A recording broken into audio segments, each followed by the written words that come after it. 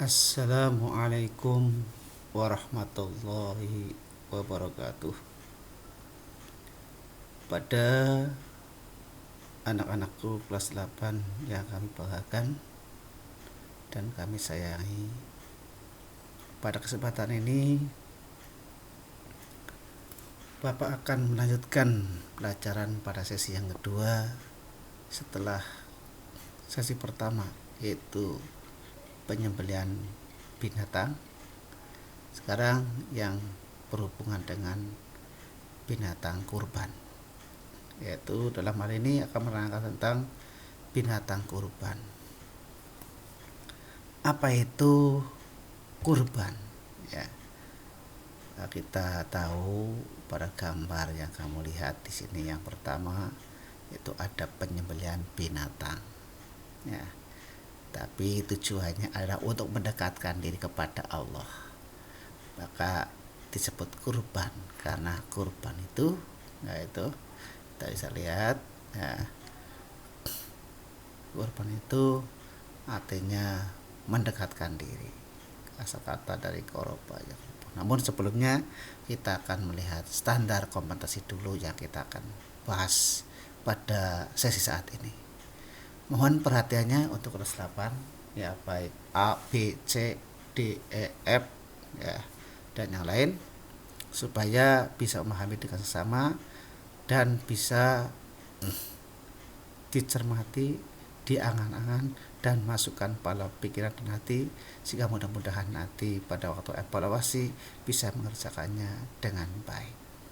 Kita melihat dulu tanda kompetensi. Yang pertama, memahami tata cara penyembelihan kurban dan akikah. Ya, kompetensi dasarnya ketentuan kurban, praktek tata cara kurban. Ya, itu ada dua. Mat berkorban ane doain moga-moga amal ibadahnya diterima Gusti Allah. Domba, sapi, onta yang sabar ya. Nah, itu pakai ya gambaran sudahkah kita akan berkorban, apalagi insya Allah kurang lebih ya setengah bulan mendekati, ya, kurang lebih 11 atau 10 hari lagi, ya, sudah tanggal 21 hari korban, tanggal 31 Juli akan datang. Ini mudah-mudahan kita semuanya, terutama orang tua kita, bisa berkorban, ya, bagi yang mampu.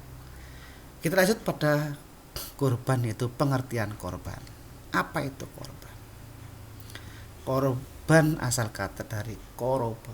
Koroba yakrobu, korbanan, ya, korbanan, yang artinya adalah dekat atau pendekatan diri atau mendekatkan diri.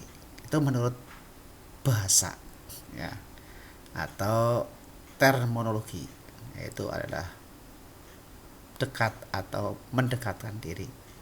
Sedangkan menurut istilah syariah, ya, yang kita pahami adalah penyembelihan binatang ternak yang memenuhi syarat tertentu yang dilaksanakan pada waktu raya Idul Adha dan hari Tasyrik atau tanggal 11, 12, 13 dengan niat ibadah guna mendekatkan diri kepada Allah.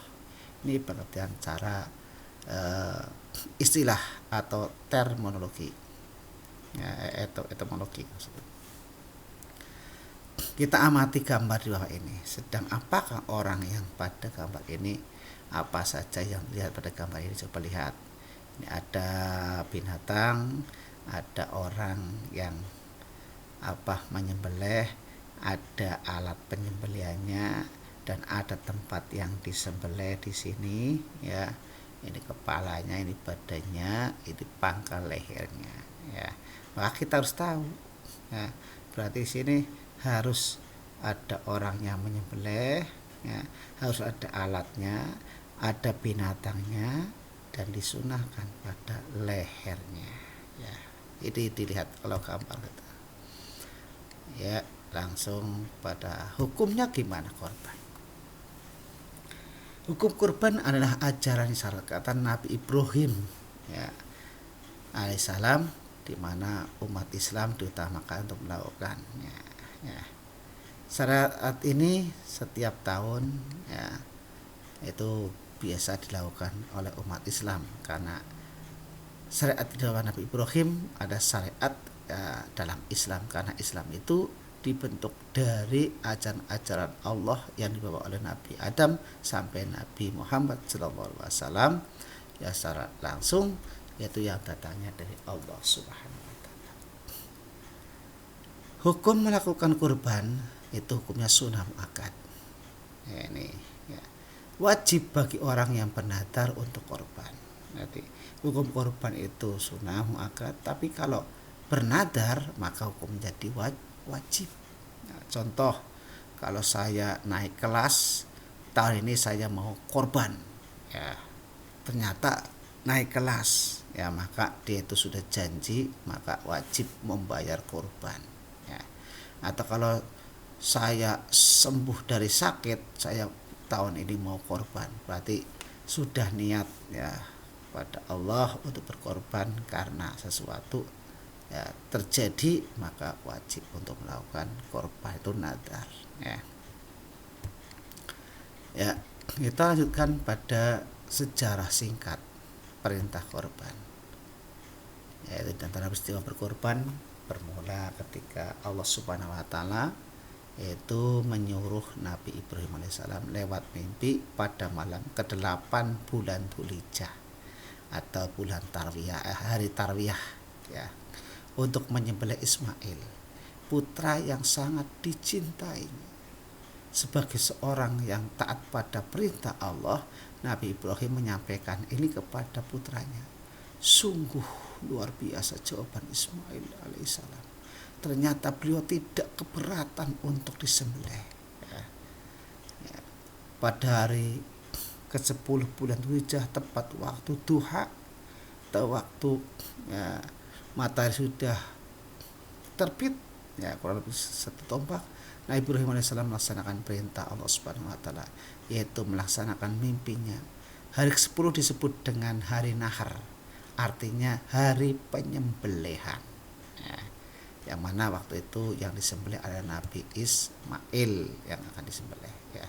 Ketika Nabi Ibrahim melaksanakan perintah Allah Subhanahu wa taala, nah, yaitu Allah mau nyembelih Ismail, Allah mengganti Ismail dengan seekor kambing sembelihan yang besar. Nabi Ibrahim menyembelih kurban yang besar, sehingga Nabi Ibrahim menyembelih kurban setiap tanggal 10 Dzulhijjah. Saat ini terus berlaku hingga sekarang, yaitu umat Nabi Muhammad Sallallahu Alaihi Wasallam. Nah, kita pun sebagai umat Nabi Muhammad mengikuti jejak Nabi Ibrahim, Nabi Ismail, dan juga Nabi Muhammad Sallallahu Alaihi Wasallam. Lah, kapan waktu penyembelihan kurban? Ya. Rasulullah Sallallahu Alaihi Wasallam itu sudah ini bersabda ini dalam hadisnya, "Man tabaha qabla sholati fa inna ma yatbahu li nafsihi wa man tabaha ba'da sholati wa khutbataini faqad atama nusukahu wa asaba sunatal muslimin." Riwayat Muslim. Ini. Jadi pelaksanaan ibadah kurban itu waktunya mulai tanggal 10 Dzulhijjah atau hari raya Idul Adha ya, atau hari Tasyrik tanggal 11, 12, 13 Dzulhijjah. Tapi setelah tanggal 10, setelah sholat Idul Adha, setelah sholat dan setelah khutbah kedua, itu sempurnanya ya. Ini diartikan dalam artian barang siapa menyembelih sebelum sholat, maka sesungguhnya itu hanyalah penyembelihan untuk dirinya sendiri atau sebagai sedekah saja, nilainya bukan kurban. Tapi barang siapa menyembelih sesudah sholat Idul Adha dan 2 khutbah Idul Adha, maka telah sempurna ibadahnya atau sah kurbannya dan telah sesuai dengan sunnah ya Muslim ya, atau orang-orang Islam. Nah, ini diriwayatkan oleh hadis Bukhari ya. Jadi penyembelihan waktunya adalah pada tanggal 10 Dzulhijjah, tapi setelah sholat Idul Adha. setelah sholat dan setelah khutbah itu bersembelih, maka ibadah itu dikatakan tamat, sempurna sebagai ibadah kurban yang sah. Tapi kalau sebelumnya ya maka disebut qobla shalah fa inna mayat bahul nafsihi, adalah untuk dirinya sendiri, bukan untuk orang lain. Kalau misalnya dibagikan pada orang lain merupakan sedekah baginya. Ya. Bisa pahami anak-anak? Ya, satu persatu.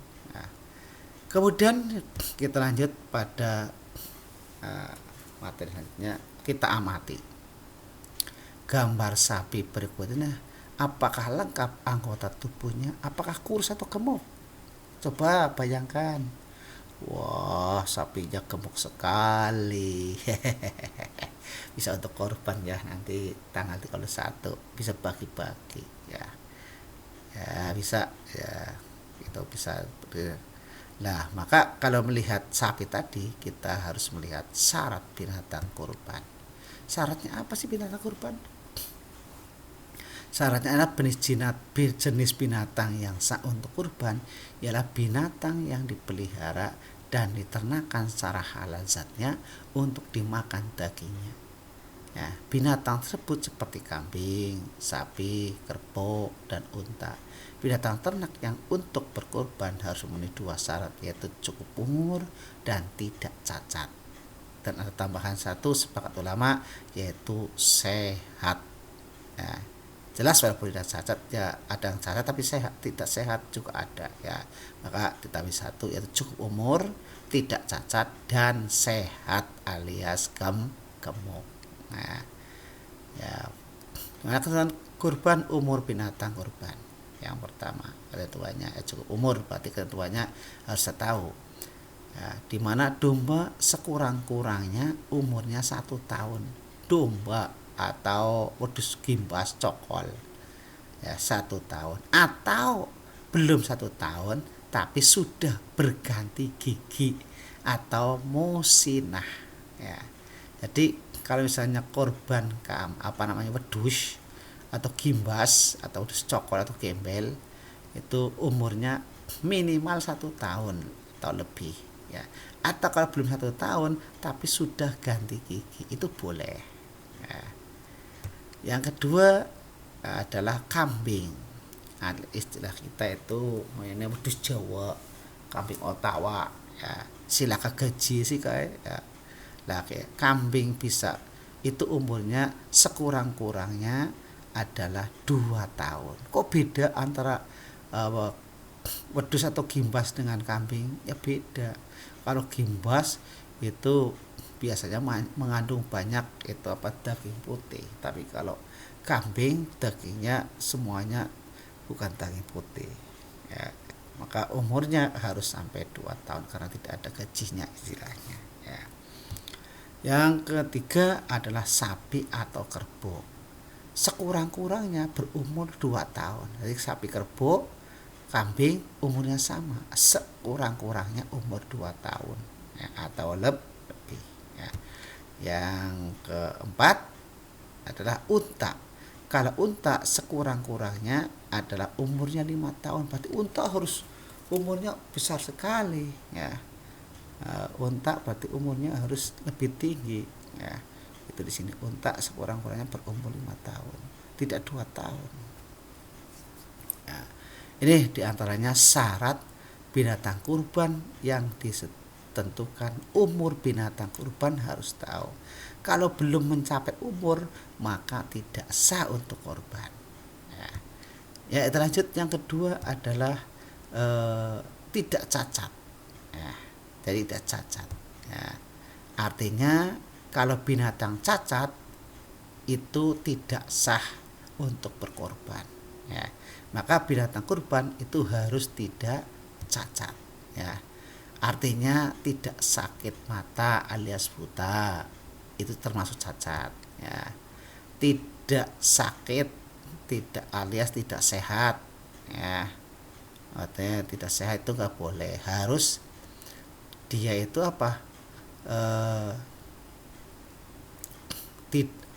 harus sehat ya.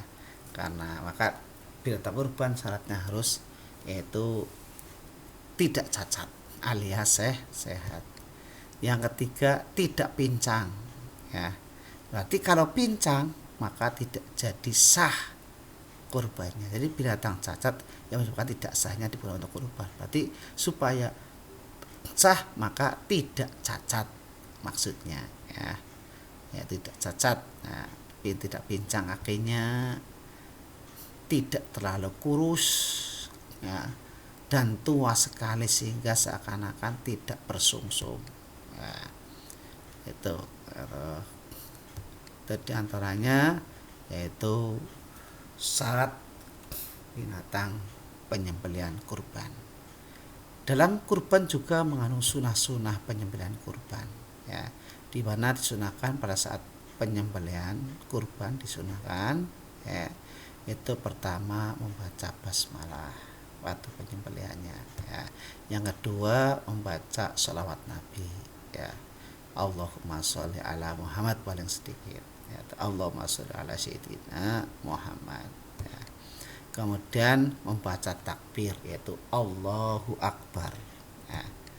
Yang keempat binatang kurban dihadapkan ke arah kiblat, ya. Kemudian binatang itu setelah baca basmalah, salat Nabi, takbir dan kiblat, membaca doa kurban, ya.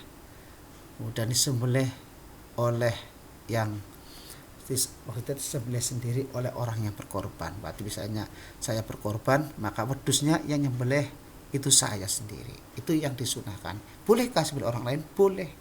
Tapi apa? Ya harus ada maharnya. Untuk perintah orang lain kan berarti ada upahnya. Maka yang memberikan upah orang yang perintah menyembelih, ya, bukan panitia kurban, tapi orang yang perintah, nih nanti besok besok kambing saya yang mau dikorbankan sembelihkan. Berarti apa? Memberikan upah pada orang yang diperintah untuk menyembelihkan binatang kurban. Itu yang disunahkan, ya. Kalau tidak, diri kita tidak mampu. Kalau mampu itu diutamakan, ya.